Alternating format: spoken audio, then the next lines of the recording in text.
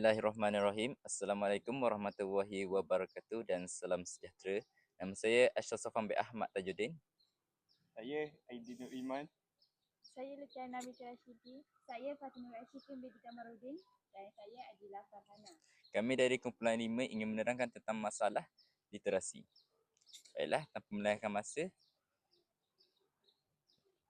Berdasarkan pemerhatian murid, peringkat literasi membaca berada di bacaan mekanis, di mana murid boleh mengeja perkataan dengan betul tetapi masih sukar memahami maksud ayat dan keseluruhan teks. Sementara itu, literasi menulis berada di peringkat mekanis, murid mampu menyusun ayat dan mengembangkan idea secara berkesan. Setuju dengan Ashraf. Masalah utama yang dikenal pasti ialah murid sukar menghubungkan idea ketika membaca dan menulis. Kadang-kadang ayat tidak lengkap atau tersilap ejaan. Ini menunjukkan murid masih memerlukan bimbingan untuk menguatkan asas literasi, terutamanya dalam memahami teks dan mengaplikasikan idea dalam penulisan. Tambahan lagi, kita juga perlu fokus kepada penguasaan kosakata dan keyakinan membaca.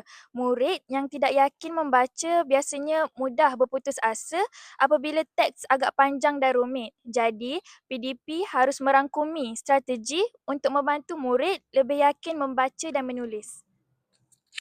Saya cadangkan buat aktiviti membaca berkumpulan. Murid boleh membaca bersama-sama, saling bertanya maksud perkataan dan bincang isi teks. Dengan cara ini, pemahaman membaca dapat dipertingkatkan dan murid juga belajar untuk berkomunikasi dan bekerjasama. Selain itu, aktiviti menulis berdasarkan gambar atau ilustrasi juga sesuai. Murid diberi gambar atau siri gambar dan diminta menulis ayat atau cerita ringkas berdasarkan gambar tersebut.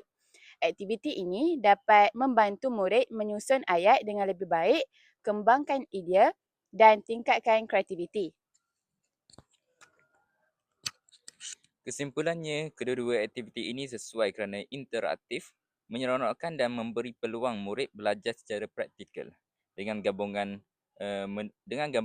membaca berkumpulan dan menulis berasaskan gambar, penguasaan literasi membaca dan menulis murid dijangka dapat bertambah secara menyeluruh.